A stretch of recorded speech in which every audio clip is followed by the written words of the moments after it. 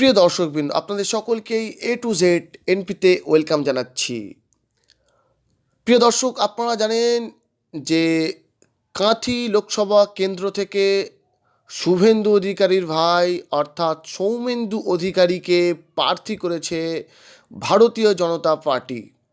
আর শুভেন্দু অধিকারী অর্থাৎ রাজ্যের বিরোধী দলনেতার ভাইকে প্রার্থী করায় কিন্তু পরিবারবাদ নিয়ে খোঁচা দিয়েছেন তৃণমূল কংগ্রেসের একাধিক নেতা নেত্রী, যা নিয়ে কিন্তু একেবারে শোরগোল পড়ে গেছে গোটা রাজ্য রাজনীতিতে।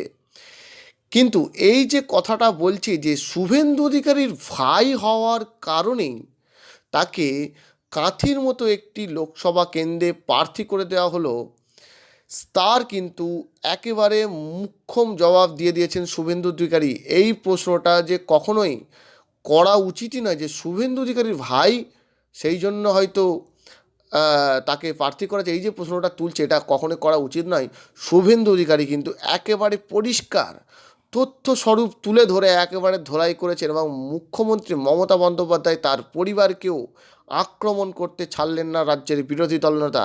তিনি ঠিক কী বলেছেন দেখুন দর্শক। কথা হচ্ছে যে যদি সৌমেন্দু অধিকারীর ক্ষেত্রেই বলেন, তিনি যেমন পারিবারিক সূত্রে আমার ছোট ভাই, সাথে সাথে তিনি একজন ভারতীয় জনতা পার্টির কার্যকর্তা এবং উনি started is journey as a কলেজের সিআর ক্লাস রিপ্রেজেন্টেটিভ এবং তিনি 2021-এর 1 জানুয়ারি তার সমস্ত পদ থেকে রিজাইন করে চেয়ারম্যান, কাউন্সিলর ইত্যাদি থেকে তিনি ভারতীয় জনতা পার্টিতে কাজ করছেন গত প্রায় 2.5 বছরের সময়কালের বেশি সময় ধরে এবং তিনি বর্তমান ভারতীয় জনতা পার্টির কাঁথি সাংগঠনিক জেলার একজন সাধারণ সম্পাদক। তাই দল মনে করেছে, তাই তাকে দিয়েছে আমার ভাতৃ অনুজ ভাতা হিসেবে তিনি টিকিট পাননি, এটা ক্লিয়ার করেন। আর তৃণমূল কংগ্রেস কাছের ঘরে বসে ঢিল না মানাই ভালো। মমতা ব্যানার্জির সঙ্গে আমি কাজ করেছি, তিনি সবসময় বলতেন আমার কোনো পরিবার নেই, মা যতদিন জীবিত আছেন দায়বদ্ধতা আছে।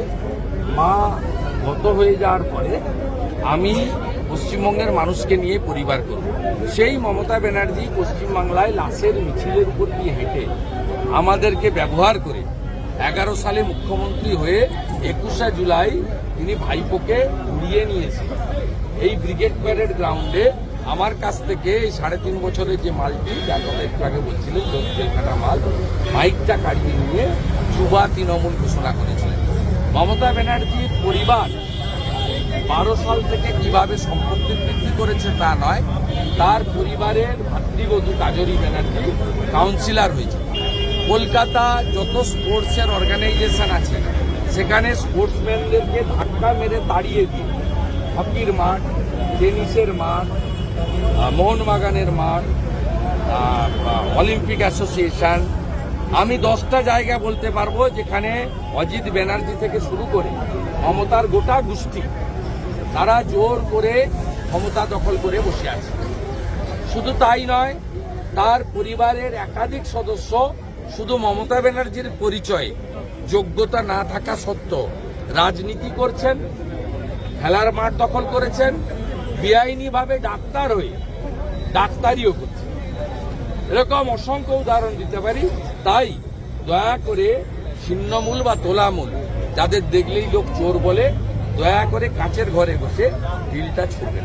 সম্মানিত দর্শকবৃন্দ, আপনারা শুনলেন বিজেপি নেতা শুভেন্দু অধিকারীর মুখে যে তার ভাই সৌমেন্দু অধিকারী কিন্তু তার ভাই হওয়ার সূত্রে কিন্তু কাঁথির বিজেপি টিকিটটা কিন্তু তিনি পায়নি।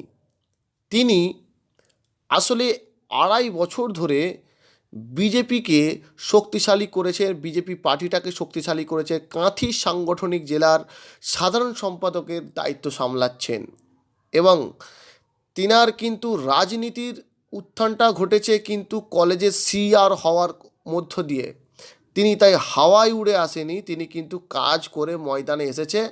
তার অর্থাৎ শুভেন্দু অধিকারী ভাই হওয়ার সূত্রে কিন্তু তিনি আসেননি, এটা একেবারে পরিষ্কার জানিয়ে দিলেন শুভেন্দু অধিকারী এবং তিনি পরিষ্কার করে মমতা বন্দ্যোপাধ্যায়ের দিকে আঙুল তুললেন যে আপনার পরিবারের লোকজন কোনো রকম যোগ্যতা ছাড়াই শুধুমাত্র আপনার পরিবার হওয়ার কারণে, কেউ আপনার ভাই হওয়ার কারণে, কেউ আপনার ভাইয়ের ওয়াইফ হওয়ার কারণে, কেউ আপনার ভাইপো হওয়ার কারণে একাধিক বড় বড় পদে কিন্তু বসে রয়েছেন।